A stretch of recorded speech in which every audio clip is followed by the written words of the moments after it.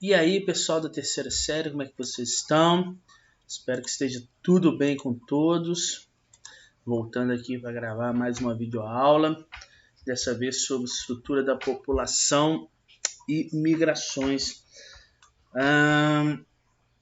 Peço a vocês, mais uma vez, e como de praxe, como sempre faço em todos os vídeos, que não esqueçam de assinar a lista de presença, o link dela aí no Google Forms está na descrição do vídeo. Por favor, não deixem de assinar. Estou tentando gravar essa videoaula, confesso para vocês, deve ser a quarta ou quinta vez.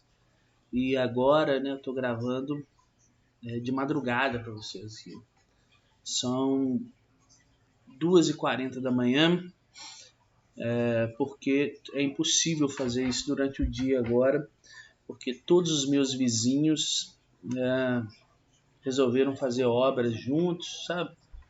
Então fica uma orquestra durante o dia aqui, um dó maior lá do outro lado, o outro um ré menor aqui do outro lado aqui. Então não é impossível.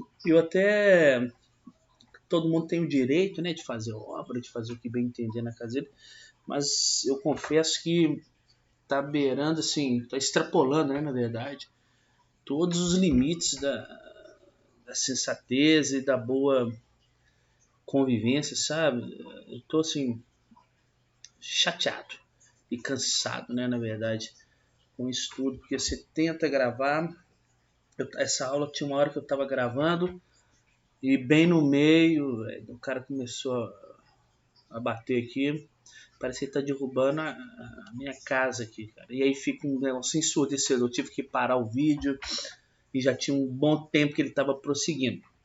Mas eu espero que, tirando, não vou chateá-los mais com isso, espero que seja tudo bem, que tenham aproveitado o feriado, que tenham conseguido descansar um pouco, colocar tudo em dia, aproveitado, claro, da melhor maneira possível. Espero que todos estejam bem e vamos embora. Algumas aulas que eu estou trabalhando com vocês sobre a demografia, o estudo da população, e este ramo da ciência que fica como responsável aí por fazer a análise, de toda a dinâmica populacional do planeta. Ela oferece dados estatísticos, e analíticos que nos ajudam a entender aí a forma como se comporta, como as pessoas se organizam no espaço terrestre, e ela é fundamental para a criação das políticas públicas, porque conhecer como uma população ela é formada, ou ela é caracterizada nos seus mais diversos aspectos, é de suma importância, torna-se fundamental para os dirigentes, do nosso país, apesar de parecer que não existe, que não tem, dado as últimas notícias que eu fico cada vez mais chocado e desanimado com elas. Então, os dirigentes do nosso país ficam responsáveis por criar aí, ou através dessas análises, os planejamentos socioeconômicos do nosso país, as projeções do futuro, de como ele deverá investir ou ele deverá destinar algumas cifras, alguns valores para arcar aí com os aspectos políticos, econômicos, e sociais das diversas populações, sobretudo brasileiras, aí já falando do Brasil. E para fazer esse estudo, para conhecer sobre esse papel da população, sobre esses aspectos, torna-se fundamental nós estudarmos como ela se organiza no espaço e o seu deslocamento entre esse espaço, que é a nossa aula de hoje, tá? Prometo dessa vez, aliás, eu não vou prometer, porque toda aula eu sempre prometo e acaba que a aula fica longa, mas vou tentar fazer com que ela fique bem curta aí, tá? Então, a primeira coisa para entendermos sobre uma população, é entender a sua estrutura etária. Tá? Eu vou usar a canetinha aqui do lado, vou rabiscar esses slides aqui como de praxe, a sua estrutura etária. tá? Isto é, a divisão da população por faixas de idade, tá? Nós utilizamos, né, na geografia, né, e para os estudos escolares, né, a organização das Nações Unidas. Estou meio lerdo, senão eu estou falando meio... da Organização das Nações Unidas, tá? Que separa, que divide, distribui a população de acordo com essas características etárias. Ó, ela vai trabalhar com jovens, e jovens ela considera de 0 até 19 anos, tá? Tem os adultos, e os adultos vão aí de 20, né, até 59 anos, isso, e os idosos com mais de 60 anos, tá? É claro que dentro as nações, os países do mundo, eles podem organizar a sua estrutura etária, né, o que é jovem, o que é adulto, idoso, de acordo com os seus interesses, o que for de melhor conveniência, tá? Mas dentro desta faixa limite aí de jovens até 19 anos, adultos de 20 a 59 e idosos mais 60, tá? Tem países no mundo, por exemplo, que consideram que os jovens, né, os jovens aí são de 0 até 14 anos, né? E os adultos de 15 a 59 anos, por exemplo. Essa subdivisão dentro dessa estrutura etária organizada pela ONU, ela é válida, tá? Vai da conveniência de cada país, tá bom? Mas, de uma forma bem generalista, considera-se jovens até 19, então, né? De 0 a 19, adultos de 20 a 59 e, portanto, os idosos com mais de 60 anos. Tá? E uma forma como organizamos essa estrutura etária da população, de forma a torná-la mais dinâmica, é através aí das chamadas pirâmides etárias. Tá? Pirâmides etárias, que são esses desenhos aí lindos e maravilhosos que eu coloquei na tela para vocês. Deixa eu apagar aqui, porque agora eu quero rabiscar outras coisas aqui. Tá? Pirâmide etária, pessoal, nada mais é, né? Ela também é chamada aí, antes de eu continuar, ela também é conhecida, já vi caindo em prova dessa forma, ela também é chamada de diagrama de estrutura etária ou pirâmide de idades, tá? Ela é uma ilustração gráfica, como vocês estão vendo aí, que mostra a distribuição de vários grupos de idade em uma população, tá bom? Então, pirâmide etária, ou diagrama de estrutura etária, ou pirâmide de idades, né, uma ilustração gráfica que vai mostrar aí a divisão, né, a distribuição de vários grupos de idade de uma população. E por convenção, uma pirâmide etária, ela sempre vai estabelecer dessa maneira. Na parte da direita aqui delas, vão ser as mulheres, tá? Essas 3 pirâmides aqui etárias pertencem ao Brasil, tá bom? Depois eu tiro essa imagem linda aqui, minha aqui do canto aqui, tá? Por enquanto deixar ela aqui, ela não vai atrapalhar a gente não. Por consequência, na parte esquerda são os homens. Então, uma ideia é que a pirâmide etária, então, ela já vai dividir a população, né? Ela vai mostrar aí os grupos por faixas de idade entre homens e mulheres, ok? Na base da nossa pirâmide, deixa eu ver minha caneta, sempre na base da nossa pirâmide vão estar os, jovens. Eita, nós, hein? Tô apanhando aqui com essa caneta. Os jovens, ok?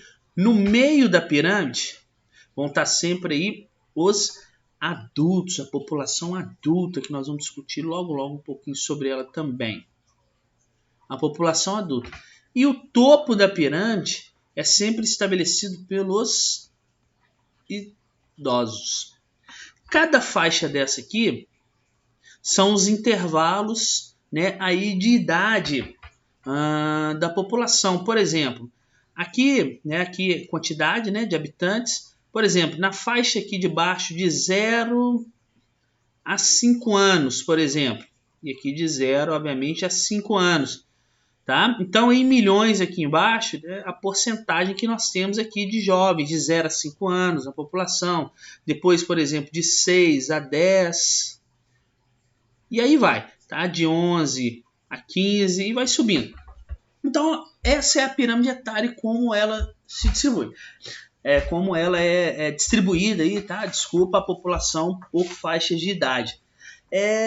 E ao analisarmos a pirâmide etária, ela pode trazer muitas informações para a gente sobre como se comporta ou como se organiza a população daquele determinado lugar. Tá? Uma base larga, por exemplo, pode me indicar, né, uma alta taxa de natalidade, concorda? Está nascendo muitas pessoas. Um meio, né, da pirâmide larga, uma população adulta um pouco maior, eu posso entender, por exemplo, né, que esse país ele pode ter uma população economicamente ativa, né, aquela população que vai gerar renda, que vai trazer riquezas para o país, né, de forma expressiva, né? Ela pode ser, né? Depois nós vamos ver a questão de desemprego, né? Que também vai entrar aí. Então, a pirâmide ela pode trazer muitas informações. Olha só o topo dela. Eu posso verificar o topo aqui, que são os idosos, né? Se a expectativa de vida daquele país que nós estamos analisando, se ela é alta ou não. Então, analisar uma pirâmide etária, nós podemos aí concluir, nós podemos chegar a ter uma ideia, né, além da organização da população, né, por faixas de idade e a divisão entre homens e mulheres aí, né, mas nós também podemos entender se aquele país apresenta uma qualidade de vida ou não, né? Olha só, por exemplo, essas 3 pirâmides etárias aí brasileiras, né? 1950, 85 e 2020, né? Que no ano que nós estamos aí, né? Esse ano aí parece que não era nem para existir, né? Tá louco, é só uma bomba atrás da outra, uma notícia ruim atrás da outra. Mas nós vamos seguindo, né? Firmes, como diz o outro.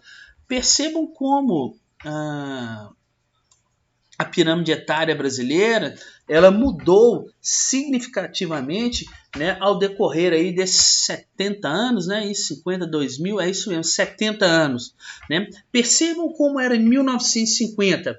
Né? Eu poderia dizer, por exemplo, isso aqui, provas adoram trabalhar com isso aqui, tá? Vocês precisam saber de pirâmide etária, é isso.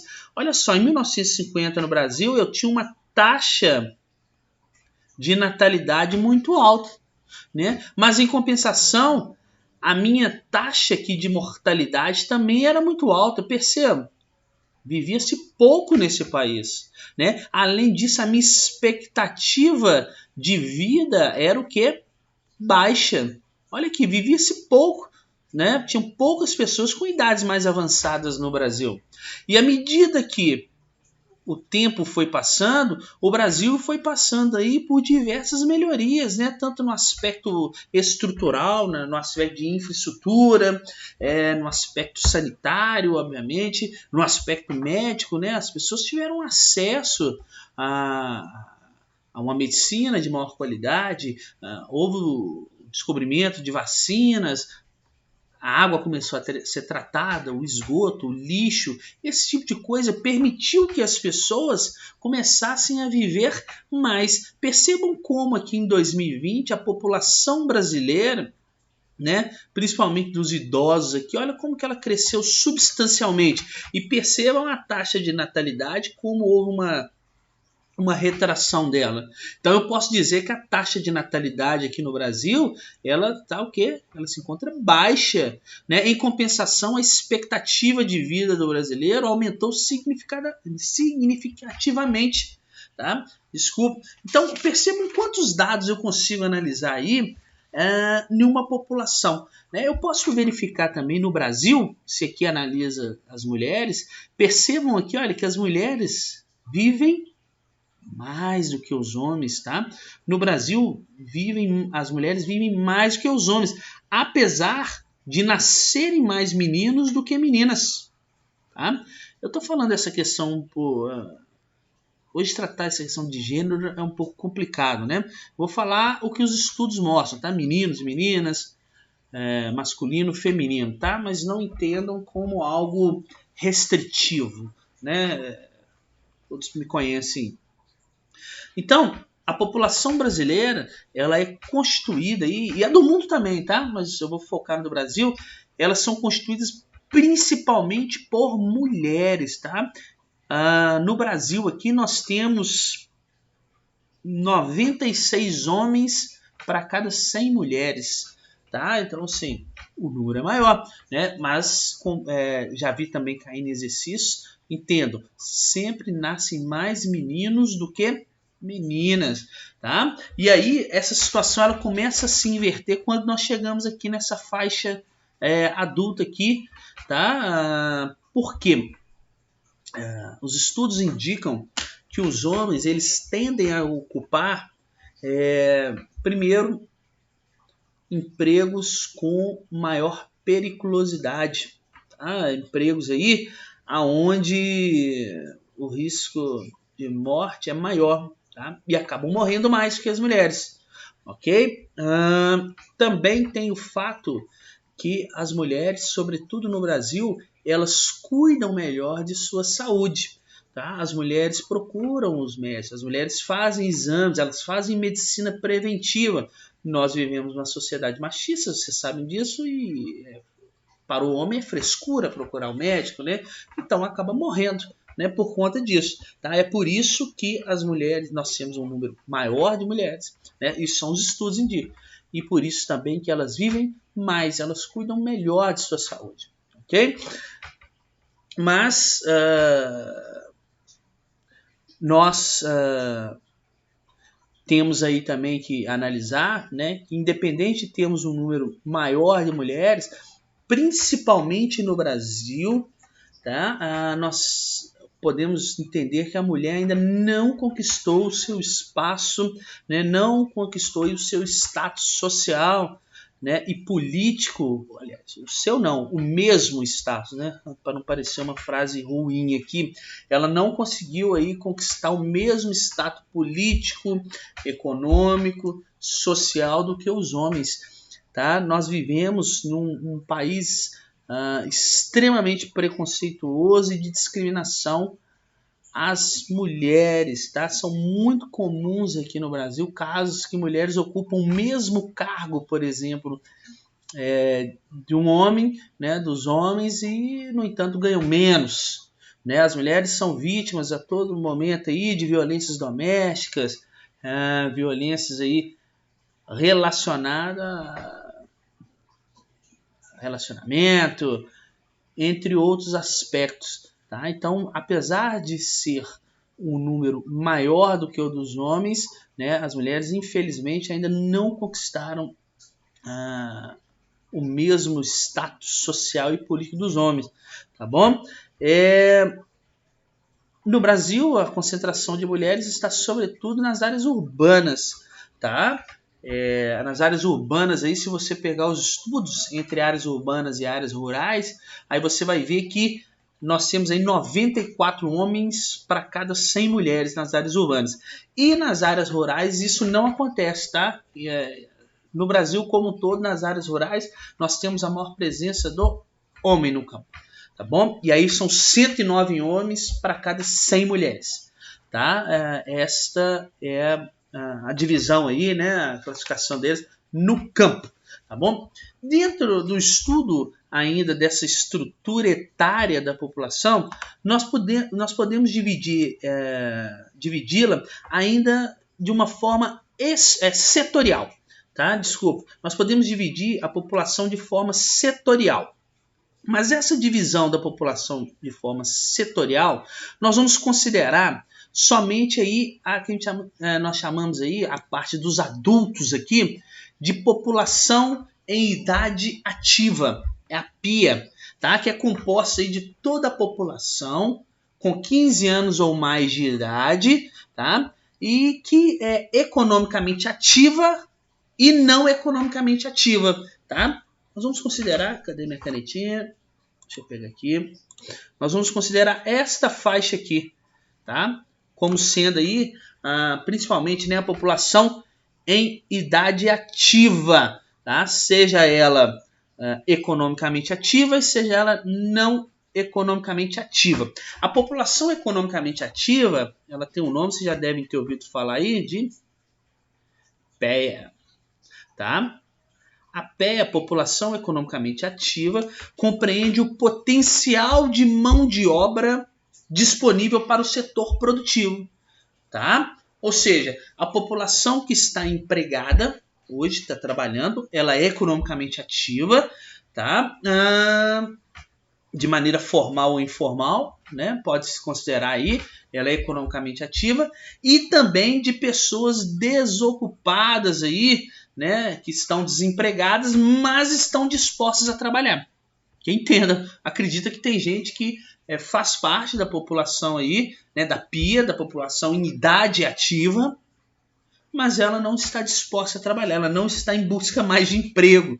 Tá? Então a PIA, né, a população em idade ativa, tá? São as pessoas teoricamente que estão aptas a exercer, lá, vou colocar aqui em cima para ficar fácil. Ó.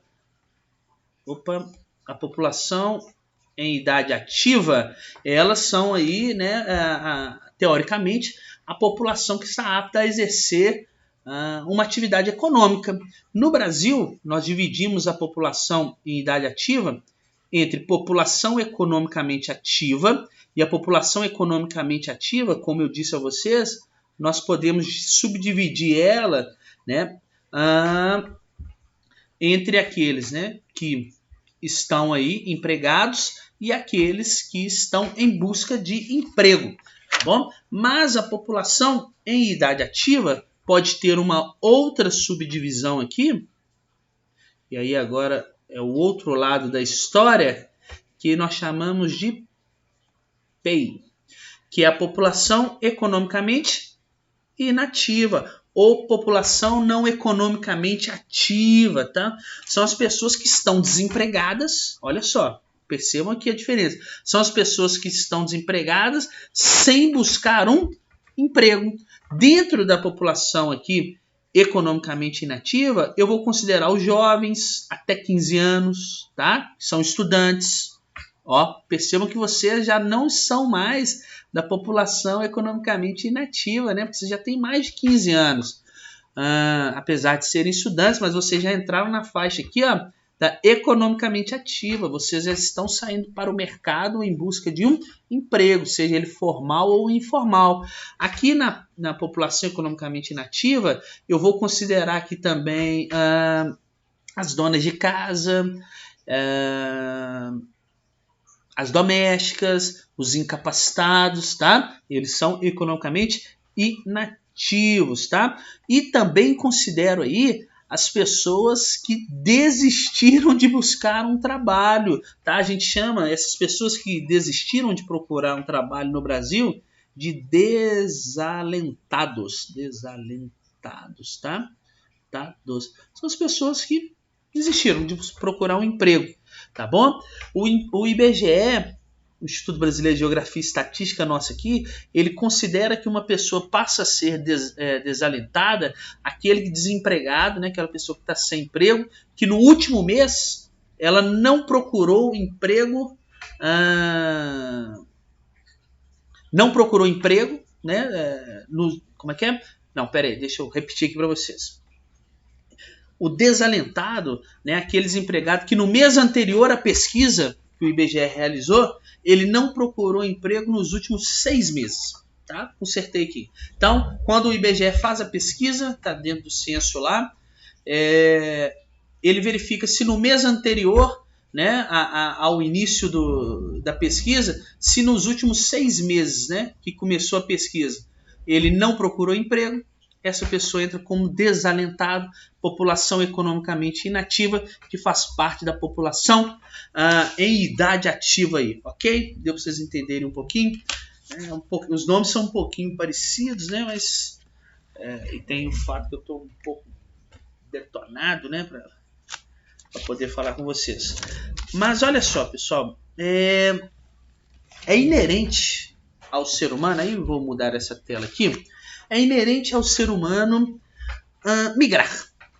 Tá? Ou seja, movimentar-se de um lugar para o outro. Tá? E as migrações, né, nós damos o nome de migrações, elas acontecem por diversos fatores. Nós temos os fatores de atração, que são aqueles que estimulam o movimento de pessoas para um determinado local, para um determinado lugar. Oferta de emprego, boas escolas, segurança, tratamento médico. Essas coisas atraem pessoas, né? Elas fazem com que outras pessoas se desloquem para esses espaços. Okay? Mas também existem fatores no nosso espaço, no nosso país ou nos países do mundo, que são fatores de repulsão. Aqueles que estimulam a saída da população, né, de um determinado local. E ele pode ser ocasionado, né, por problemas naturais, problemas culturais, econômicos,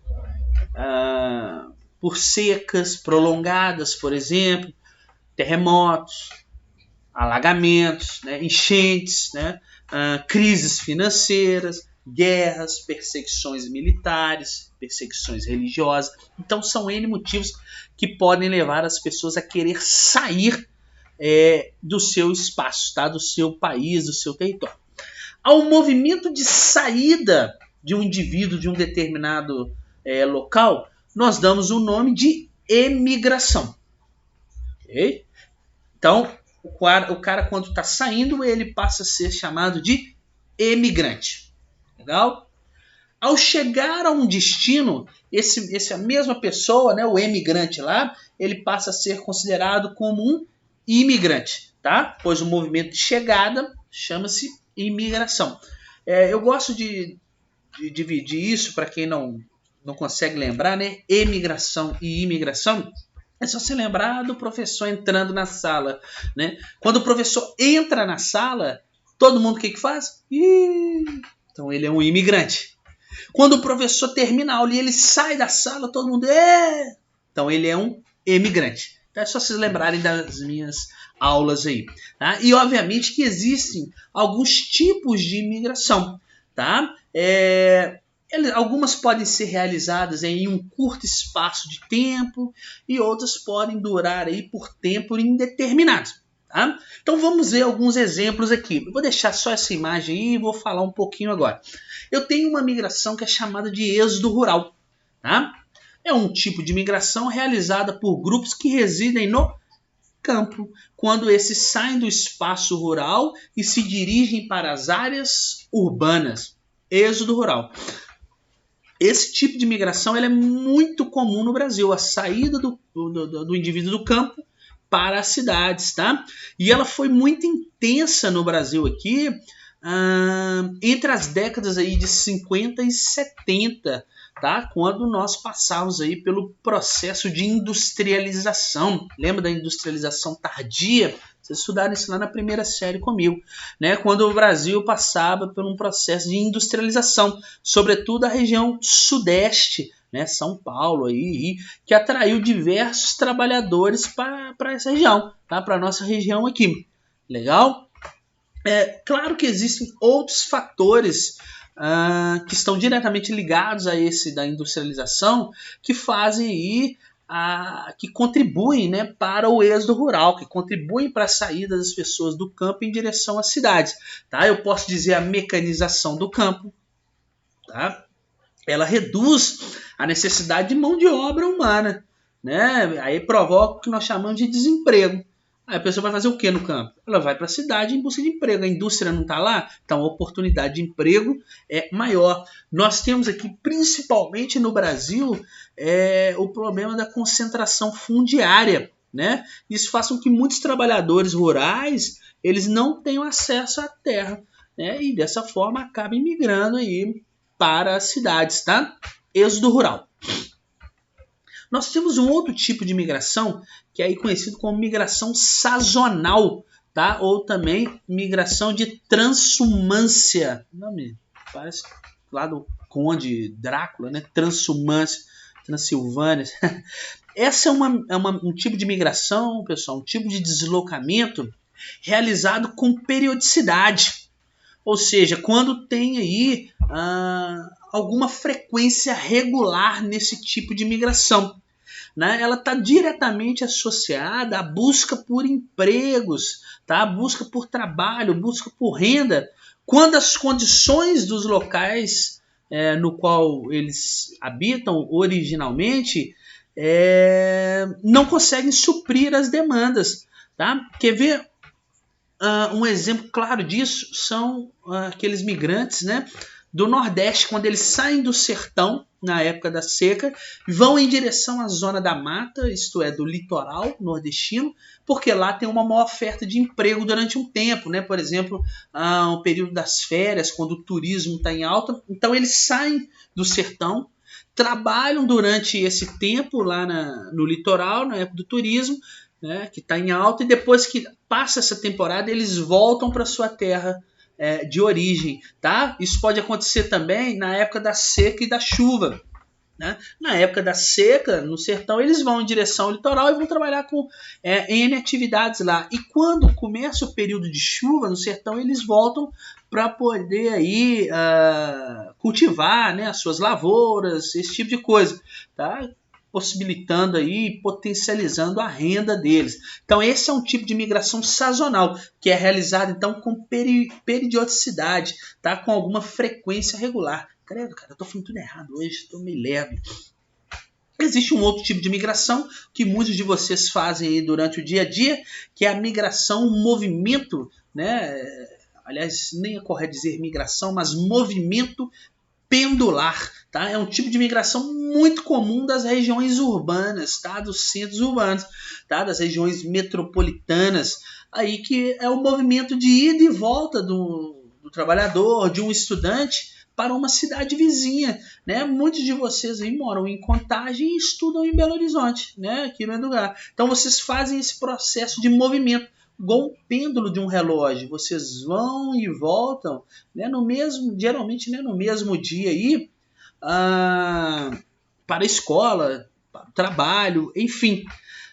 Essas migrações, né, de forma pendular, elas podem ser intermunicipais e até mesmo interestaduais. Tá? Tem gente que trabalha num estado, né, e ele vai cedo para esse estado e à noite ele volta para o seu estado aí, de origem, tá? Então é aquele movimento mais rápido, aquele movimento diário. Eu mesmo, quando na minha época que eu trabalhava muito com engenharia ambiental, eu fazia esse movimento pendular aí diversas vezes. Eu trabalhava em Sarzedo, por exemplo, moro aqui em Belo Horizonte, então eu fazia esse movimento todos os dias de ir para aquele lugar lá. Eu já trabalhei também fazendo um estudo de uma rodovia que liga Joatuba a São Paulo ali, São Sebastião do Oeste, se não me falha a memória. Então, eu fazia esse movimento todos os dias, 400, quase 400 quilômetros. Eu ia e voltava no mesmo dia. Claro que eu não chegava no mesmo dia, né? Mas eu fazia isso a semana inteira, indo e voltando, indo e voltando. Isso é considerado um movimento pendular, tá bom? Existe também, dentro desse contexto das migrações, né, aquelas que são consideradas aí tipo de migração forçada, tá? Que principalmente está relacionada aí com os refugiados, né, e as crises dos refugiados que nós vivemos hoje. Eu não quero focar muito nessa aula aqui sobre crise de refugiados, esse aspecto, porque eu vou trabalhar com vocês no nosso próximo conteúdo, que é geopolítica. Tá? Então eu não vou entrar muito no detalhe dela, mas existe esse tipo de imigração que é forçado. E inclusive eu assisti uma propaganda esses dias daquela Médicos Sem Fronteiras, que me deu vontade de chorar, cara. Ele estava falando um pouco sobre a questão dos refugiados, sabe? Eles pedindo ajuda e contaram a história sobre ela, mas falo disso em um momento oportuno, ok? Então, pessoal, é isso. Eu espero que vocês tenham entendido. Eu peço, assim, imensamente desculpas da forma como eu estou um pouco para baixo hoje para dar aula, mas realmente estou muito cansado. Já me irritei bastante também com essas questões que ocorreram aqui, com essas questões que estão ocorrendo no mundo, com a população. É de dar muita tristeza, né? Mas eu tenho confiança que tudo vai dar certo, tá? Aí para todos nós. Então, qualquer coisa me procurem, se tiverem dúvidas, se não tiver entendido nada, eu farei questão de respondê-los da maneira adequada, da maneira correta, tá? E agradeço mais uma vez, ok? Então, até a próxima aula. Bye bye para vocês.